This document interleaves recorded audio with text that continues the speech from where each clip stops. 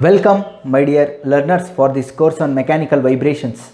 In this module 1, we were discussing on damped and undamped free vibration analysis. So far, we have solved 3 numerical problems on damped free vibration systems. Let us continue our discussion. The problem number 4 of our discussion on damped free vibration analysis states that determine suitable expression for equation of motion of the damped vibrating system shown in figure. Find the critical damping coefficient when A is equal to 0.1 meters, B is equal to 0.13 meters, stiffness K is equal to 4.9 kilonewton per meter and mass M is equal to 1.5 kg. Let us solve this problem. The solution for this problem is similar to the derivation of system response that we have done for critical damped, underdamped and overdamped system in this unit. So if you are thorough with the steps to be followed to get the system response equation for damped free vibration analysis, then this problem will become very easy. Now let us approach the solution of these 2 problems in today's lecture. Moving ahead, the solution of problem number 4. The solution of problem number 4. In order to analyze the system, first I should disturb the system and observe how it vibrates. Let me pull the system down and then leave. So therefore, if I pull this system down and leave, then the system will be attaining a position like this, correct? So we have the reference, initial reference. Let me put it with the dotted lines, or let me mark it as an axis, initial position, and now I will take a new position like this. This is a new position, let me say. Now the deflection from the initial position to new position be theta. Now after leaving this, the system will vibrate and try to restore its original position. Since the disturbance is downward, the restoring forces should act upward to restore its original position, correct? So therefore, what are the forces acting at this point? Here we have force due to mass is 1, that is mass times the acceleration, that is mx double dot, and also we have dash pot. The force of dash pot is also acting upwards, and this is cx dot. This you people already know. This is inertia force and this is damping force, and at the end we have spring force. So spring force will also act upward, that will be ky, because these are not attached at the same distance. The distance from pivot point to mass is a, distance from pivot point to dash pot is also a, therefore I used x dot and x double dot. Whereas the distance of spring from the pivot point is not a, it is b, therefore I have used y as a deflection. Now from the observation, what I can write for x and y, because we know this length, these lengths are already known for us, right? So these distances are already known to me. Let me write it here for better visualization. So this distance is already known to me. This distance is a, whereas this distance is already known, that is b. This distance is b, right? Let me write it in between for better understanding. This distance is b. So therefore, this is of the form s is equal to r theta. X can be written as what? X can be written as what? Distance x is nothing but a theta, right? So x can be written as what? A theta. Therefore, x dot can be written as what? X dot can be written as a theta dot, and x double dot can be written as what? X double dot can be written as a theta double dot. Similarly, y, deflection y can be written as what? S is equal to r theta. Here the radius is b, hence y is equal to d theta. Now we know that for equilibrium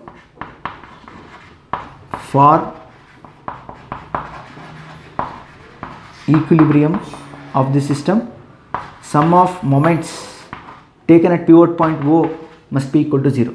Now take moment about this point and equate it to 0. First, moment due to inertia force is what? causing counterclockwise moment. Let me write it like this, that is force is mx double dot into distance is a, plus damping force is cx dot, it is causing moment counterclockwise, that is cx dot, distance is also a, spring force is also causing counterclockwise moment, hence it is ky. How much is the distance? Distance is b, this must be equal to 0 because all the moments are counterclockwise in nature. Now substitute the respective values of x, x dot, x double dot and y. So if I substitute and solve, m, x double dot can be written as what? A theta double dot, hence it is m a square theta double dot, plus c, x dot can be written as a theta dot, hence it is a square theta dot, plus y value is b theta, hence it can be written as k b square theta is equal to 0. So this is called as equation of motion for damped free vibration systems. So this is the equation of motion. This is the equation of motion for the problem number 4. Now I want to find the critical damping coefficient. If you carefully observe, this is of the form second order ordinary differential equation with respect to time, correct? So d theta d square theta by dt square is acceleration, d theta by dt is the velocity, and we have deflection theta. So this is second order ordinary differential equation, for which the roots we have already know. We have done this derivation for system response for the equation of motion. So this is equation of motion for the given figure.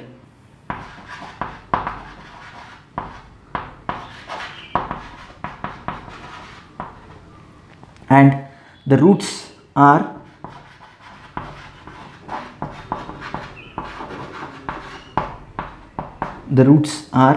you people already know the roots.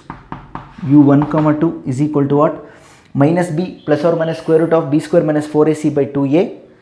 This you can consider as ax square plus bx plus c is equal to 0. Now if I take minus b is minus ca square plus or minus square root of ca square whole square, b square minus 4, value of a is ma square and the value of c is kb square, 4ac by 2a, 2 times a is ma square. Hence the roots will be u1 comma 2 will become what? Minus ca square by 2m a square plus or minus root of c square a to the power of 4 divided by 4 m square a to the power of 4 minus 4m k a square b square divided by 4 m square a to the power of 4. This is what I got. So if you have bit confusion here how I wrote this, you kindly check the introductory lecture of damped free vibration analysis. In that lecture I have clearly explained how we will get the roots. Recalling that, I am moving forward thinking that you already watched that video. Now for critical damping, what is the condition for critical damping? For critical damping, term under the root must be equal to 0. That is the definition of critical damping. The value of c for which the term under the root is equal to 0 is known as critical damping coefficient. So therefore, for critical damping coefficient, for critical damping coefficient, term under the root must be equal to 0. So this term must be equal to 0, which means when I equate, C will become Cc square a to the power of 4 divided by 4 m square a to the power of 4 minus 4 mk a square b square divided by 4 m square a to the power of 4 must be equal to 0, which is nothing but these two will get cancelled. Here m and m square will get cancelled, 4 and 4 will get cancelled, a square, and this will become square. That is Cc square is equal to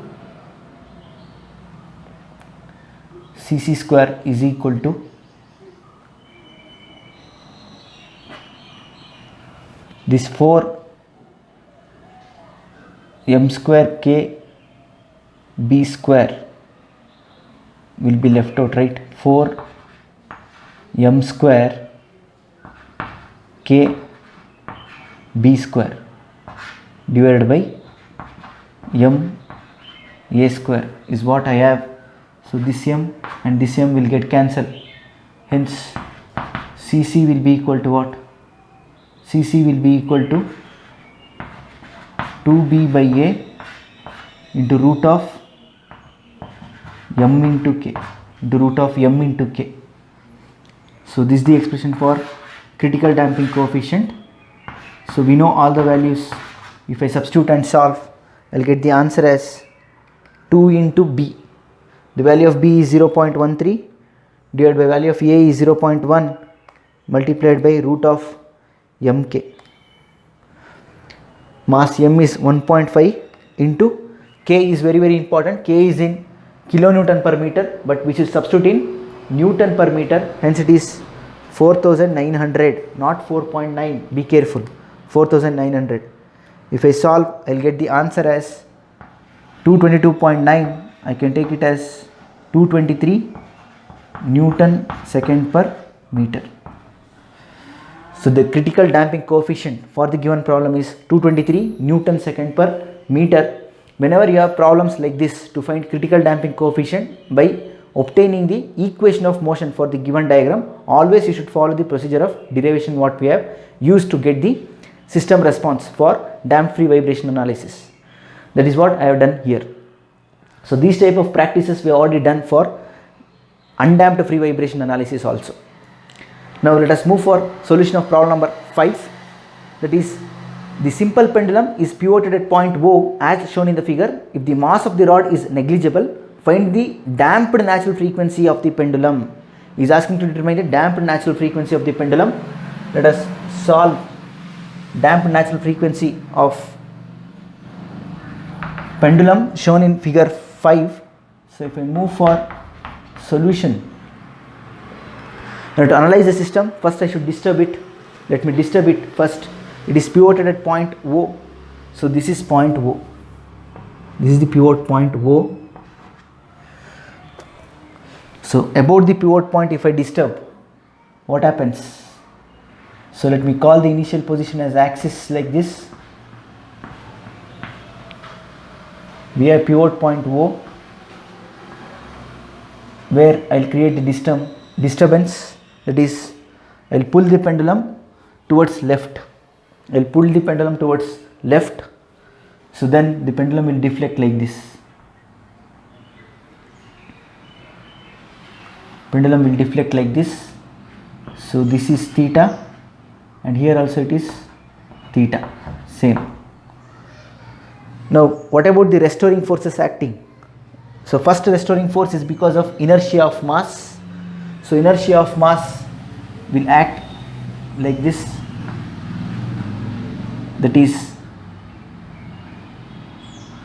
m x double dot inertia force, and also we have force due to acceleration due to gravity, that is mg, which is acting downward.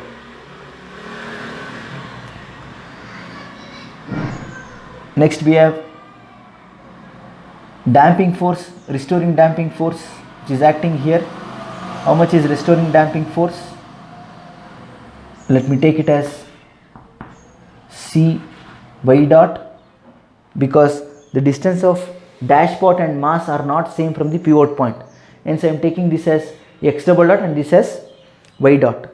And next for spring force, so spring is deflected towards the right, restoring force should act towards left, so hence the force, restoring force here will be spring force, let me take it as kz. Now the distances are already known for us, so this distance is how much? This distance is L1 and this distance is L2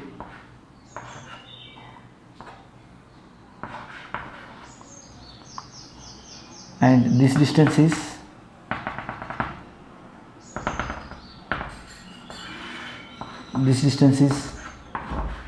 L, correct?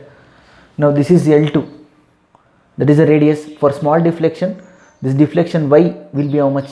This is y, this is x and this is z. Hope you are following. This is deflection z, this is deflection y and this is deflection x. So what is x? X is equal to L1 theta, L theta, sorry, it is L theta, whereas deflection y is how much? L2 theta, whereas deflection z is how much? L1 theta. Hence from the analysis we can state that the deflections as value of x, this x is how much? L theta, value of y is L2 theta and the value of z is L1 theta. Now x double dot is required, L theta double dot, and also y dot is required, which is L2 theta dot. Hope you are following. Now the distance here is already, I said it is x is the distance for this force mg, into x is the distance. Now for equilibrium,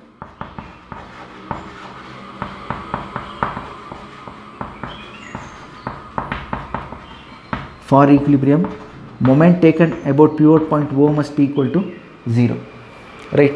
Let me take moment about this pivot point O.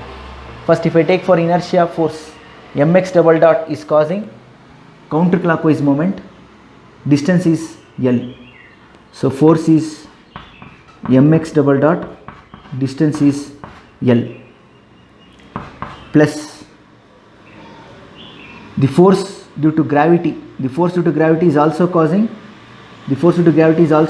counterclockwise moment, the force is mg into distance from perpendicular distance of pivot point is x, right? It is x, this is x. Next for cy dot, that is spring force is also causing counterclockwise moment only, hence it is plus cy dot, distance is how much? L2, plus kz, distance is L1, must be equal to 0. Don't get confused. From the pivot point, if I take for spring force also, it is also causing counterclockwise moment. All are causing counterclockwise moment only here. Now substitute and simplify. If I substitute the values and simplify, x double dot is L theta double dot into L is how much?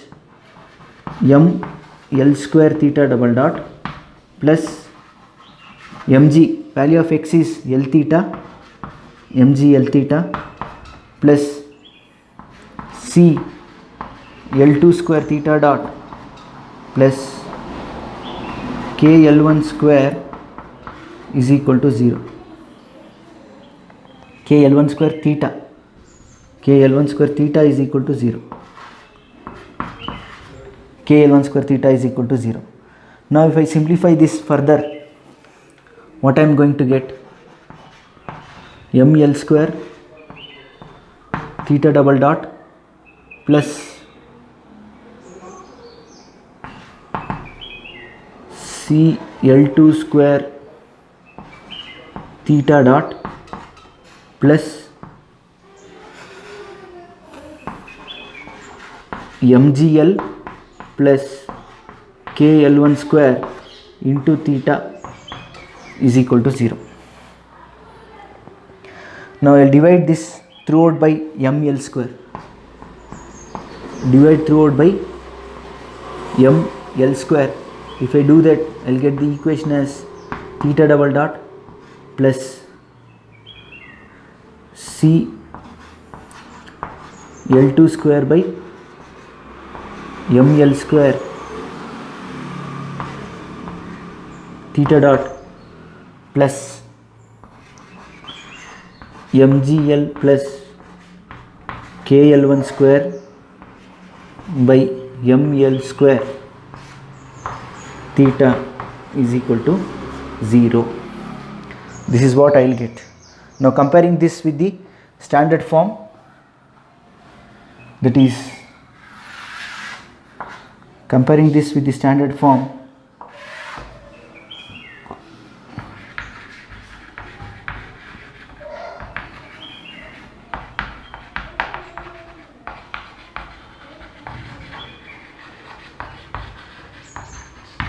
what is the standard form of equation of motion for damped free vibration system? This you people already know, that is theta double dot plus 2 zeta omega n theta dot plus omega n square theta is equal to 0. This you people already know. This is a standard form what we have. Now comparing to the standard form, what are the respective values? The respective values are 2 zeta omega n is equal to what? 2 zeta omega n must be equal to CL2 square by ml square. CL2 square by ml square. Whereas natural frequency square, omega n square is equal to how much? mgl plus kl1 square divided by ml square. ml square, right? Correct. Now I can equate these two for omega n square. So if I can equate these two for omega n square,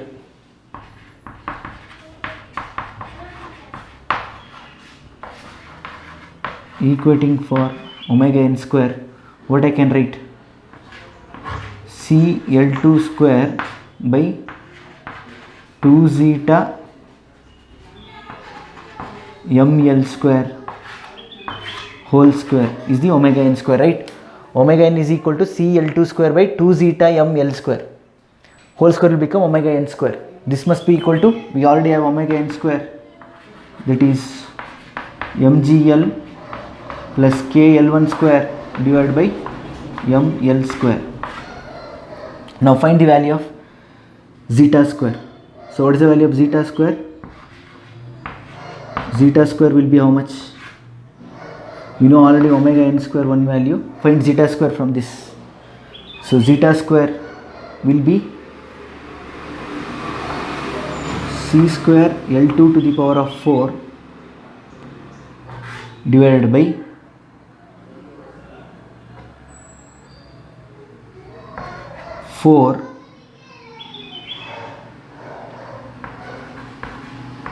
ml square times mgl plus kl1 square. Check out the value of zeta square. Kindly check out this ml square. If I send here I have m square L power 4 squaring, which if I simplify I left out with ml square only. This square and this square will become 4 and this comes to denominator, correct? Now we know omega n square, we know zeta square. What is the formula for damped natural frequency? Damped natural frequency is nothing but, let me take the square of damped natural frequency. It is 1 minus zeta square into omega n square, because omega d is root of 1 minus zeta square into omega n. Let me square on both sides. Now I can find what is the value of omega d square, and finally I can find what is the value of omega d. Omega d square will become what? 1 minus of this term into omega n square. That is 4ml square times mgl plus kl1 square minus c square l to the power of 4 divided by 4m l square times mgl plus kl1 square. This is 1 minus zeta square. This is 1 minus zeta square. Just for 1 minus zeta square I have substituted for zeta square and took LCM and rearranged into omega n square is here. That is mgl plus kl1 square divided by ml square. 1 minus zeta square into omega n square. Now if I simplify, these two will get cancelled and ml square will get cancelled, and this, that's it, right? That's it. So what am I left out with? So I left out with omega d is equal to square root of omega d is equal to square root of, we have left out with. So if I simplify, the final answer will be omega d is equal to, so if I divide it individually, I will obtain the final answer as, the final answer will become, so this I divide to this and also to this separately. If I do that, denominator is 4 ml square, this 4 and this 4 will get cancelled. I left out with mgl plus kl1 square, mgl plus kl1 square divided by ml square minus this is c square l power 4,